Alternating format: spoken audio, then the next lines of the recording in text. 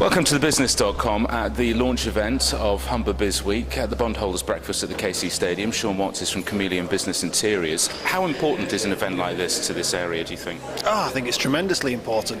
I think it's a real opportunity for not only the business people in Hull to get together and to network and to create further business opportunities, but I think it's a good indication to people from outside of the area how serious Hull is about growing its business.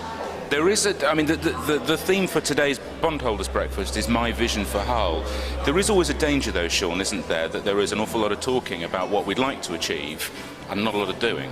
Well, I think so, yeah, there is, but if you look at what's happening at the moment, things are starting to happen. Yes, they've been slow to get to this point, but there seems to be some momentum building now, and yes, people do have, I think, quite a clear vision for Hull, and I think we'll hear some interesting stories today. The emphasis now is much more on private sector support rather than public sector with the obvious economic issues. Do you think private sectors will be able to step up to it? I think the private sector will relish the challenge.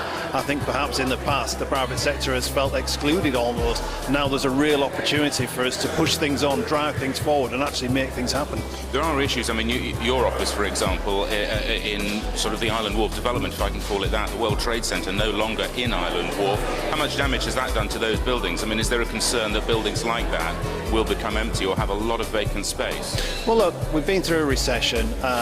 Take-up of office space has been slow anyway.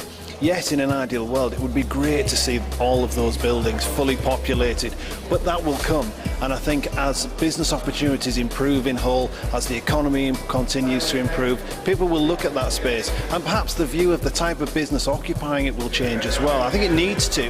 I think there are lots of businesses that would love to occupy that area, but perhaps haven't had the opportunity before. Well, enjoy the week. Thanks very much for joining us. Thanks, Blair. See you.